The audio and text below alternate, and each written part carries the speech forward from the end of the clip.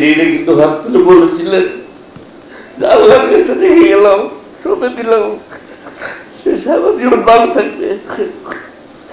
সেই কথা আমাকে সবসময় শুনিয়েছে। প্রতি বছর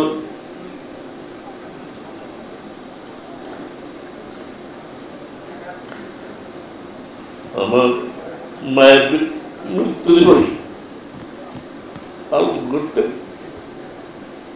এবং বলতেন,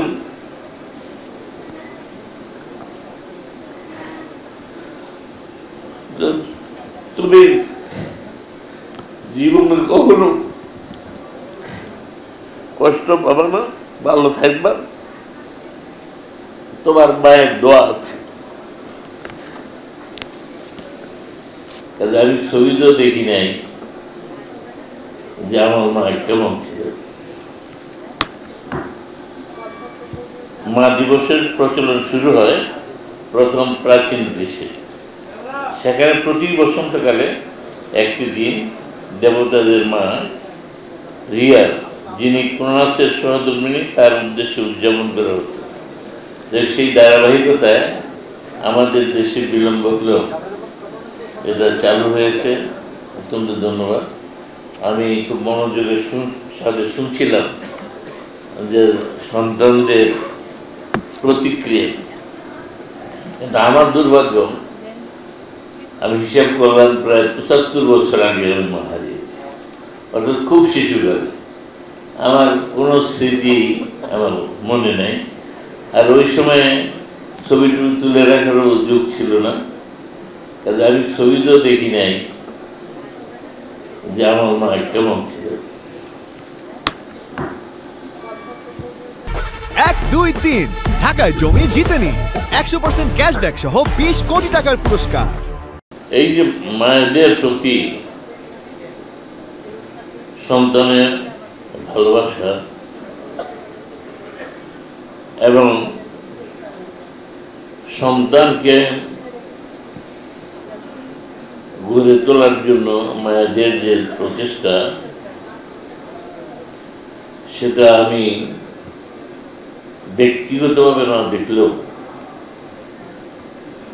আমার বাবা প্রতি বছর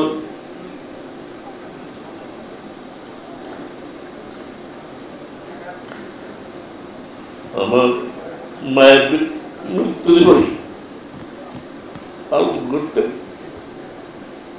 এবং বলতেন,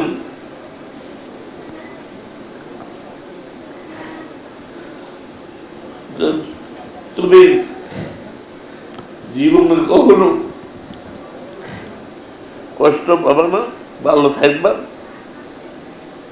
তোমার মায়ের দোয়া আছে।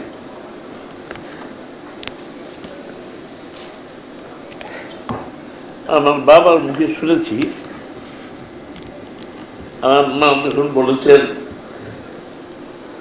যে আমি আর বাঁচবো না, আমার বাবাকে দোয়া করে বিদায় চেয়েছেন, মাফ করে দিও। আমার বাবা বলেছিলেন, তোমার যে ছোট্ট ছেলে, তার কি হবে? তিনি কিন্তু হাত তুলে বলেছিলেন, আল্লাহর কাছে রেখে গেলাম, সবে দিলাম, সে সারা জীবন ভালো থাকবে। সেই কথা আমাকে সবসময় শুনিয়েছে। প্রতি বছরে একই কথা বল। ইনশাআল্লাহ আল্লাহ মেহেরবানিতে আমার এই দীর্ঘ জীবনে আমি সবসময় সুস্থ থেকেছি, ভালো থেকেছি এবং যথেষ্ট আমার যোগ্যতা বা প্রত্যাশা সবচেয়ে সেগুলোর অনেক বেশি পেয়েছি, পাচ্ছি। আমি চেষ্টা করেছি আমার মায়ের জন্য কিছু করার। একটা হসপিটাল করেছি, বিনা পয়সা চিকিৎসা। আমার মায়ের কবরের পাশেই, অবশ্য সেখানে আমাদের, আমি যখন মেয়র ছিলাম সেটা করেছিলাম।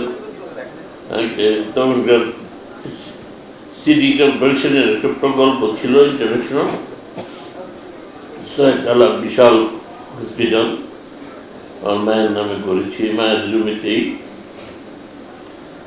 ভালো চলছে। ভবিষ্যতে কিছু করার আমাদের পরিকল্পনা আছে।